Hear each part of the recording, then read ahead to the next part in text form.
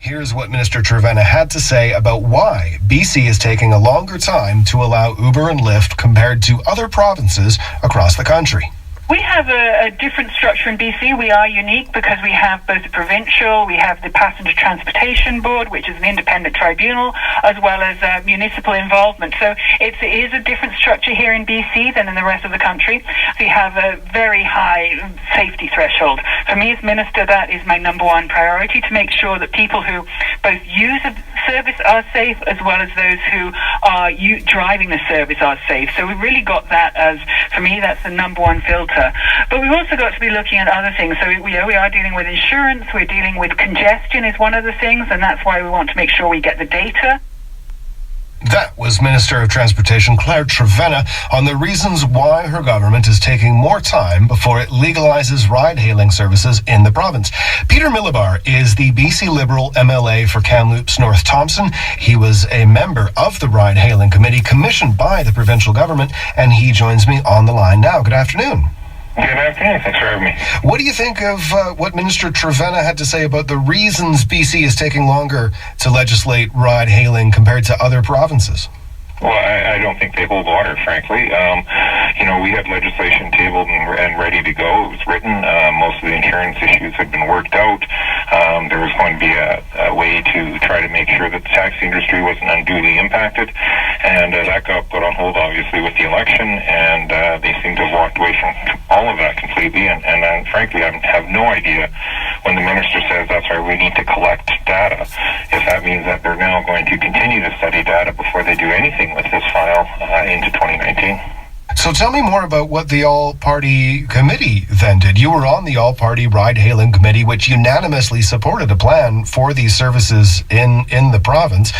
What specific recommendations did you have?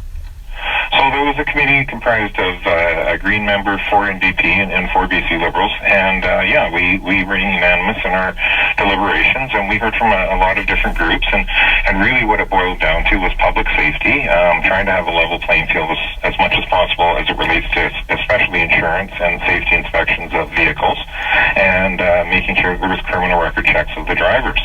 And none of that is overly complicated in terms of having criminal record checks or trying to synchronize which level of license a driver needs to have, and certainly synchronizing how many inspections a vehicle needs to have to be considered roadworthy to be able to take a fare, be it an Uber, a Lyft, or a taxi, is really not that complicated. And if the minister is suggesting it's that complicated, I shudder to think how complicated she's going to look at Greyhound over the next 2.5 months before they pull out of BC. And what would have been a reasonable time frame according to the conclusions of the committee? Well, given that almost everything that the NDP is now saying is what was said by our party a few years ago now, 2 years ago heading into the election, that template is there. And in fact, everything the minister said today is almost what was said in our documents earlier. The Premier said in the election he committed to having it in place by Christmas of 2017. It's now been pushed to Christmas of 2018. And as we heard today, it's more likely spring of 2020 because the submission for applications ends in September of 2019. That doesn't mean that they're going to turn around and approve them quickly by any means. And in fact, there is quotes by the minister even saying it could be early 2020 that we actually see ride-sharing happening ride-hailing happening within British Columbia. Right, as opposed to what the BC NDP initially said, which was the end of 2017. So why do you think this is dragging on? What's the delay? Well, I think there's an unwillingness of the NDP to move forward and let innovation thrive, let entrepreneurship move forward. Certainly, the taxi industry is taking strides to try to modernize and try to get more app-based and more cell phone-based type ordering services, and something as simple as even texting when your ride's there has been a big help for them. And so seeing more licenses opened up right now is a good thing. That'll provide more access for people on the roads. But at a time when we're seeing legalization of pot coming in a couple of months, when we see more and more people doing the right thing and trying to get a safe ride home, be it from drinking or now with pot, we're seeing a government putting up this no reason at all, legitimate reason, roadblocks in time moving forward. And as I say, at a time when we're seeing that same type of innovative eye going to be need for Greyhound service, that's coming in 2.5 months. They're not even going to have Uber in place in 2.5 years. Other provinces have had Uber for quite some time. Why wasn't this done when your party was in power? Well, to be fair, I mean, Uber in full force has been out there for about 5 years now, and really gained steam in the last few. And in those early years, there were some hiccups in jurisdictions that didn't give serious thought to some of the ramifications. So taking a bit of time to make sure and learn from those jurisdictions is understandable. But I think, as we saw in the last election, both our party and, in fact, the NDP had committed to a December 2017 implementation timeline because those types of potential hurdles and hiccups had been well understood, and policies were getting put in place to try to counteract and minimize the effect of the taxi industry, to minimize concerns around public safety and car safety. And so those things had all been worked out. But now what we're seeing is, instead of a December 2017, at best, we're going to see a spring of 2020, and that's a far cry. And again, this isn't BC Liberal words. These are Premier Horgan's words. These are Premier Horgan's update when he said December 2018 after the election, and now we're seeing, at best case, spring of 2020. In the city, clearly, we've heard earlier in our show from plenty of people who would like to see ride-hailing here. What's the conversation like in Kamloops or even more rural ridings like that? What are the feelings of ride-hailing there?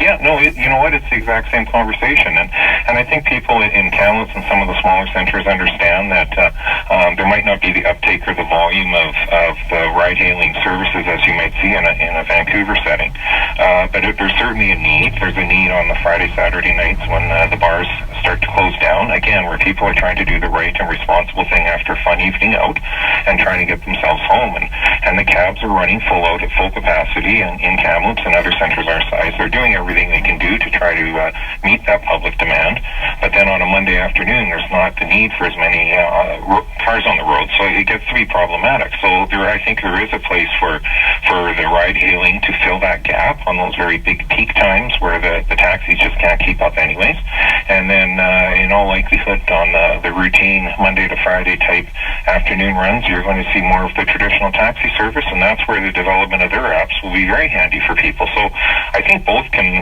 easily function in unison, but what they need is a government willing to actually just pull the Band-Aid off and get on with this and not continue to drag their feet.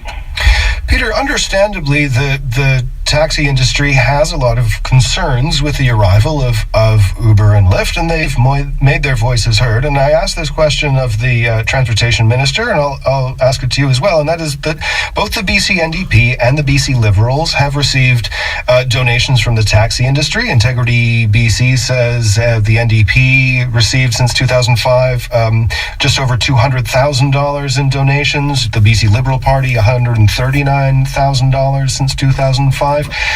Should people think about the influence of the taxi industry in its relation to this file?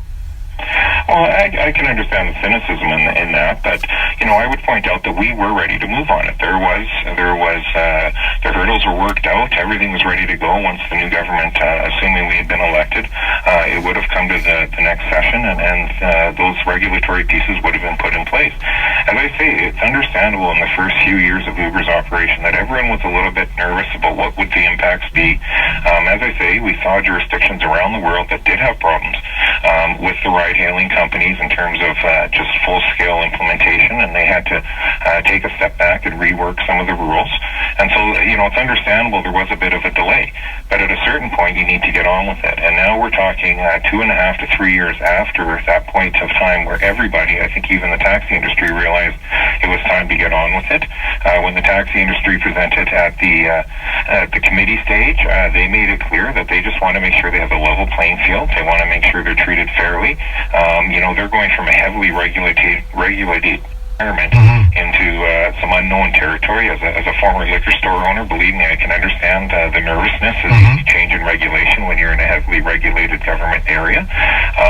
But that's what they wanted to see. They wanted to see the same access to a cheaper insurance product that an Uber driver might have, and that seems fair and reasonable. And so for the minister to say that, well, they need more time to collect data, what does that mean? Does that mean that they haven't collected data for this last year and a half? Does that mean that the report we did, it means nothing? It's really troubling when she starts using phrases like that, because it would indicate that they're actually not in a hurry to try to bring this in. One would think if the legislation is coming in the fall session, there should be nothing harder than making sure companies meet the legislation and can start getting permits, and should be able to be operational within a month or two of the legislation passed, not waiting another year and a bit to finally be able to enter the market. Well, Peter, we will keep watching. Thank you very much for your time. Great, thank you. That's Peter Milobar. He is the BC Liberal MLA for Kamloops North Thompson and a member of the All-Party Ride-Hailing Committee. So what do you think? It will be at least another year before ride-hailing arrives in BC. Give us a call.